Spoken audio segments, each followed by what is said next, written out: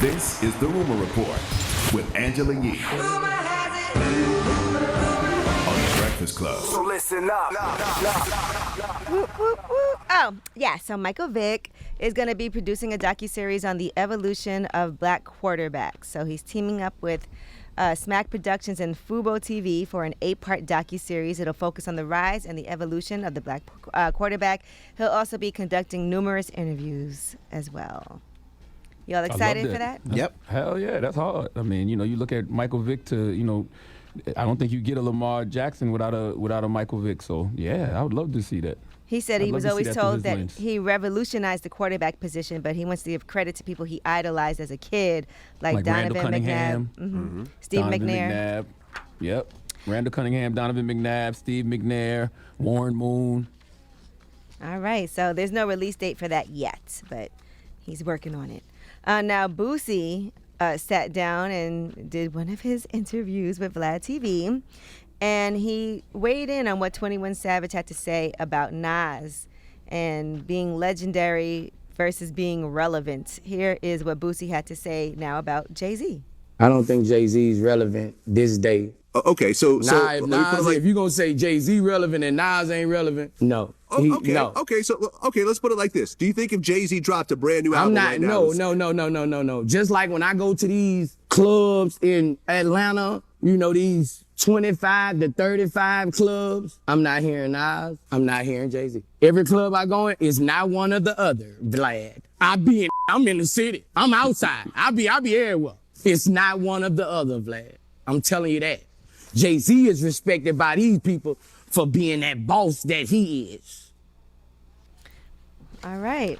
I wouldn't say that. I mean, y'all got to stop. Jay-Z just did a record called God Did. That was a damn near #1 record that they did play in the club. Yeah, there are some clubs that you don't play Hove in, but Hove is relevant musically, and so is Nas.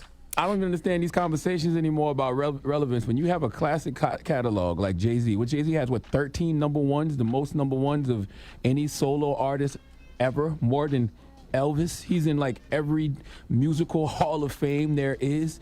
Like, he's always going to be musically relevant because of his classic catalog. What are we talking about? And I also feel like there's a lot of artists that don't get played in the club that still are huge artists who are very relevant. And if you're respected, you are relevant, right? Yes.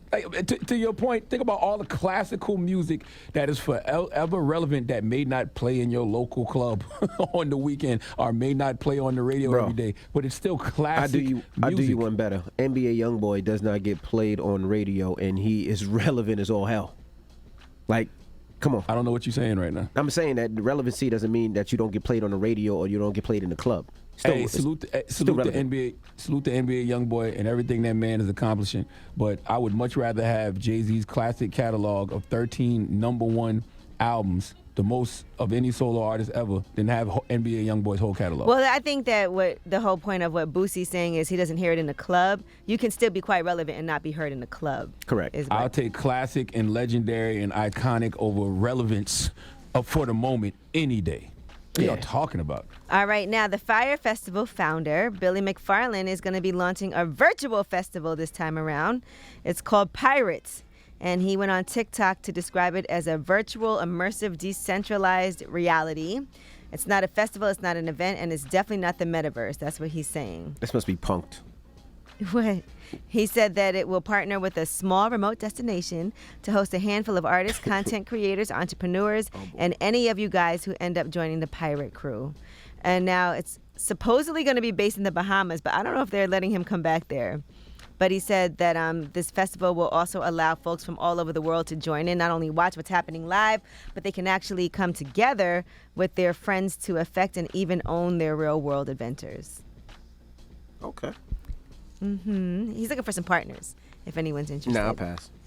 All right, and I just want to give some love to Al Roker. He was rushed back to the hospital the day after Thanksgiving. He's been having a lot of health issues, health scares. I saw my girl Deborah Roberts was there by his side. She was very upset, understandably so. And hopefully he is doing much better now, but we just also want to make sure that we send him some love. He had written on Instagram on November 18th that he was admitted previously to the hospital with a blood clot in his leg, which sent some clots into his lungs. And that condition could be fatal if it's not discovered and treated early enough. So I believe he's okay. I know after he went to the hospital, he did post a video of himself walking in the hospital, but just sending them some love and support. All right, now about half of the Broncos showed up to Sierra's birthday party that she threw for Russell Wilson. And people are saying the Broncos locker room is divided over his struggles recently. And not sure which of the players did actually show up, but people are saying that some of the team is frustrated and therefore they're separated, and some people are fed up with him. That's the speculation. All right. Yeah, he's fed up with him in his first year. It's his first year. His first year. Like the Broncos offense isn't the best. He has to learn the linemen, receivers. It's a lot he has to learn. I mean, I guess you got to blame, him, because if they were having super success, he'd be getting the credit. So I guess.